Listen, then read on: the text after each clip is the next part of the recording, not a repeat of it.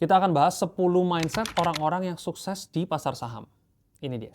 Oke teman-teman, dari pengalaman aku investasi lebih dari 17 tahun, tentunya aku udah berguru ke sana-sini, bertanya ke sana-sini, belajar sana-sini untuk mencari intisari sebetulnya apa sih yang dibutuhkan untuk menjadi seorang investor yang sukses di pasar modal. Karena memang sulit, saya udah bilang ya di dunia ini kalau mau sukses pasti ada tingkat kesulitannya lah, ya nggak ada yang gampang tiba-tiba sukses. Tapi saya mencoba untuk mencari 10 intisari yang saya bisa dapatkan yang mungkin teman-teman ini bisa praktekkan dan mulai belajar supaya perlahan-lahan portofolionya nggak rugi terus, tapi bisa perlahan-lahan berbalik menjadi untung dan berangsur-angsur membesar terus untungnya. Disclaimer dulu sebelum aku mulai bahwa video ini cocoknya buat kamu yang 500 juta ke atas dan tentunya video ini tujuannya untuk edukasi, tidak ada pom-pom saham manapun dan tidak ada kepentingan apapun. Semuanya netral, pure untuk edukasi. Sekali lagi. Oke, mindset yang pertama adalah hyper realistic mindset. Ini bukan berarti kita menjadi orang yang pesimis, tapi kita menjadi orang yang sangat optimis, tapi juga terukur. Jadi, orang-orang di pasar modal yang udah sampai puluhan tahun, senior-senior saya yang sudah melanglang buana di dunia pasar modal ini, orang yang kalau untung biasa aja, kalau rugi juga biasa aja. Mereka melihat ini adalah sebuah sistem gitu loh. Bukan orang yang tiba-tiba untung sedikit terus euforia berlebihan. Dia betul-betul adalah orang yang sangat-sangat humble. Mereka-mereka ini adalah orang-orang yang sangat humble dan orang-orang yang terus belajar. Jadi orang itu pinter-pinter banget dan betul-betul dingin gitu. Dingin dalam artian dia itu mau take profit, ya udah, mau rugi juga ya udah. Kayak melihat ini tuh seperti permainan, tapi juga bukan berarti dia tidak serius. Hanya karena dia itu betul-betul menguasai sehingga udah paham banget gitu loh, udah nggak baper, udah nggak bawa perasaan. Nah itu mungkin kalimat yang tepat. Selanjutnya adalah mereka-mereka yang sukses di dunia investasi ini adalah orang-orang yang sabar. Orang-orang yang betul-betul tidak terburu-buru untuk menjadi kaya. Ini yang saya lihat. Jadi kalau orang Jawa bilang itu tidak gemerungsung. Gemerungsung itu berarti tidak, hawanya tuh nggak panas gitu loh. Orangnya tuh betul-betul orang yang kalem. Dan ini pasti bisa dikonfirmasi. Kamu tanya ke influencer favoritmu, dia juga akan berkata hal yang sama. Uang datang ke orang yang sabar. Dan orang-orang yang triliun-triliun duitnya dari saham, itu adalah orang yang sabarnya setengah mati. Kita ambil contoh, siapalah yang sukses di pasar modal, misalnya kayak Pak Lo Keng Hong gitu. Itu kalau dilihat artikel-artikelnya juga orangnya sabar. Kamu lihat juga Grandmaster dunia Warren Buffett, betapa dia itu melipat gandakan kekayaannya over years. Jadi betul-betul panjang banget timeline dia. Nah itu yang betul-betul bisa meng-unlock wealth dari pasar modal itu betul-betul karena waktu. Dan mindset yang kedua ini tentang sabar ini adalah mindset yang semua orang tahu, tapi meskipun semua orang tahu, sedikit sekali yang bisa melaksanakan. Karena kebanyakan orang terburu-buru untuk menjadi kaya. Betul memang kondisi ekonomi sulit, ada yang bilang hidup ini sulit untuk beberapa orang, tapi menjadi terburu-buru tidak menyelesaikan masalah dan malah bisa membuat kamu semakin terperosok daripada kondisimu yang sekarang. Sometimes strategi terbaik adalah menjadi kayak sniper. Sabar, diam, menunggu, beli juga nggak keburu-buru, jual juga nggak keburu-buru. Sometimes strategi ini adalah strategi yang terbaik untuk bisa multi-bagger. Nah, ngomong-ngomong soal multi-bagger, yang ketiga adalah jangan FOMO untuk multi-bagger. Ingat bahwa nomor satu, multi-bagger atau untung yang berkali-kali lipat itu datang bukan karena ditargetkan. Tapi saya lebih menganggap itu adalah sebuah bonus. Karena sebetulnya target saya itu jelas dan terukur dan saya mainnya panjang over the years. Jadi ini juga dikonfirmasi oleh para master-master saham baik di Indonesia maupun di luar negeri bahwa everything takes time dan perjalanannya adalah perjalanan maraton. 99% orang yang mencari multi-bagger atau mencari jackpot di pasar saham kebanyakan malah rungkat, malah rugi. Jadi hati-hati punya target yang overshoot, yang terlalu tinggi malah bisa menjadikan kamu lebih buruk daripada kondisi sekarang. Dan jangan beli saham karena katanya-katanya. Do your analysis, seperti yang saya sampaikan di video-video saya yang sebelumnya. Selanjutnya adalah jangan percaya prediksi market secara berlebihan. Saya udah pernah bilang di video sebelumnya bahwa personally saya orang yang nggak percaya tentang prediksi market. Orang mau bilang tahun depan resesi, tahun depan mau ada A, B, C, D, peduli amat. Yang penting kita jadi orang yang terus mengamati pasar dan juga punya trading plan yang jelas dan reaktif. Oke, nggak usah main tebak-tebakan, reaktif aja. Dan even saya pernah tunjukin linknya ya di market-market di dunia. Even kamu lihat kayak Michael Burry dalam 8 tahun terakhir, ini ada artikel ya, 12 kali salah. Nah, bisa dibilang bukan tiap tahun loh, setahun 2 kali dia bisa salah. Terus ada lagi nih, Wall Street are making wrong S&P 500 predictions for 2025 tuh.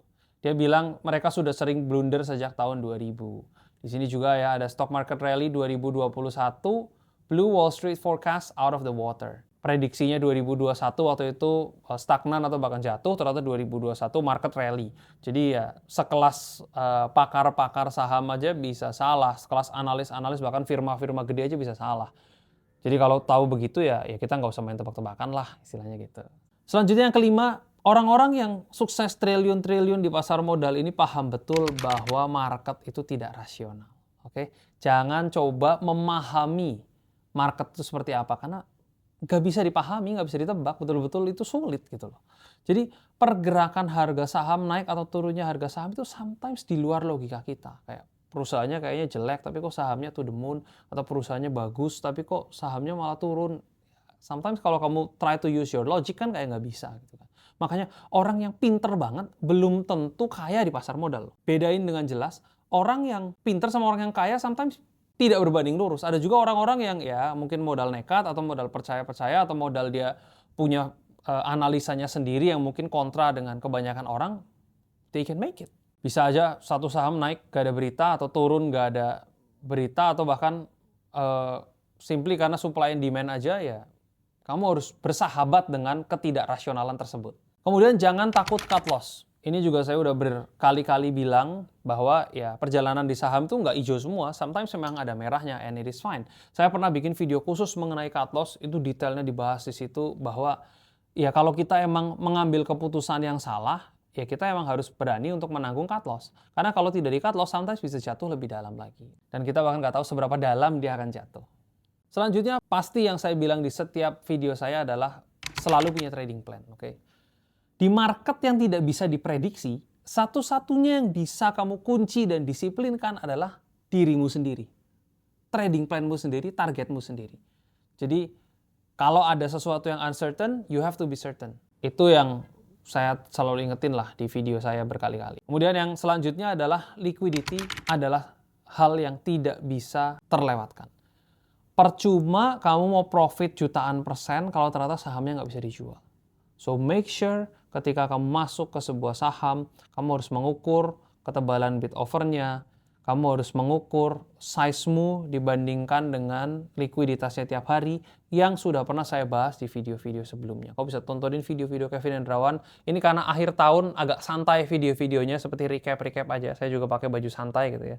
Diingat-ingat lagi, karena sebenarnya teori di dunia saham itu aja. Tapi kamu harus nonton berkali-kali supaya kamu ingat dan merasuk gitu kayak bener-bener masuk ke dalam jiwamu gitu. Supaya kamu muscle memorinya jalan. Bahwa ya jangan gila terus gitu. Saatnya disiplin and make money.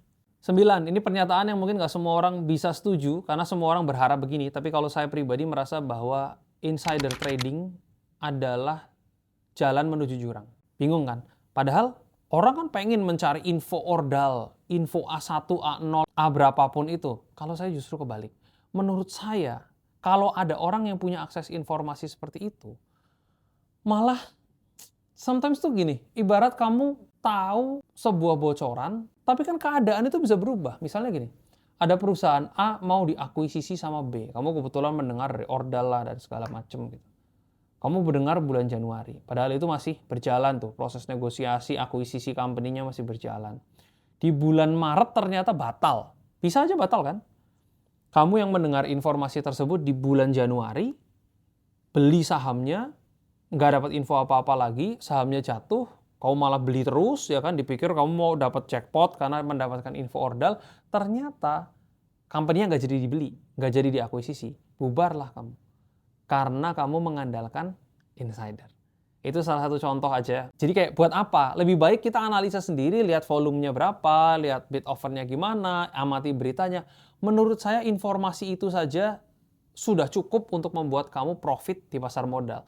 Dan again, prinsip saya adalah profit 15-20% itu udah luar biasa bagusnya dan saya maratonkan 15-20 tahun. Hasilnya itu gila-gilaan dibandingkan dengan kamu mencari jackpot yang belum tentu ada. Dan yang terakhir, saya juga pernah bilang di podcast-podcast yang kemarin, jangan mencari pola, dan jangan terlalu cepat untuk berasumsi. Oke. Broker summary misalnya. Oh, kalau brokernya AB atau XX gitu, pasti retail. Broker BC pasti bandar. Belum tentu. Sekarang zamannya online. Semuanya bisa menjadi bandar, semuanya bisa menjadi retail. Jadi jangan terlalu cepat berasumsi.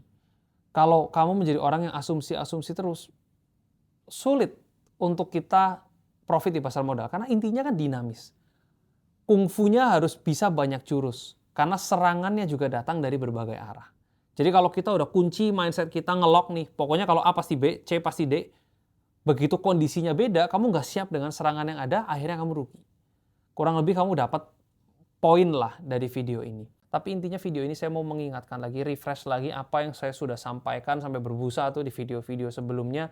Jangan sampai kamu lupa. Edukasi di Kevin Hendrawan Investing ini sudah gratis, jadi kamu tolong belajarlah dan dalami sendiri. Jadilah retail yang lebih cerdas. Karena sebetulnya deep down, saya tuh pengen kondisi pasar modal di Indonesia ini lebih healthy. IHSG itu betul-betul bisa solid dengan saham-saham yang keren-keren naik-naik terus sehingga ya investor ini menjadi nyaman dan ya paling nggak meskipun saham itu resikonya tinggi tapi lebih banyak win rate-nya lah dengan saya edukasi seperti ini. Jadi ketika return-nya semakin pintar, market juga lebih stabil. Itu. Mungkin mudah-mudahan terbantu ya dengan video relax-relax ini. Kau bisa nonton video saya Develop AI untuk membantu kamu analisa di pasar modal supaya kamu bisa lebih hemat waktu dan tetap mendapatkan hasil yang cukup optimal. Thank you.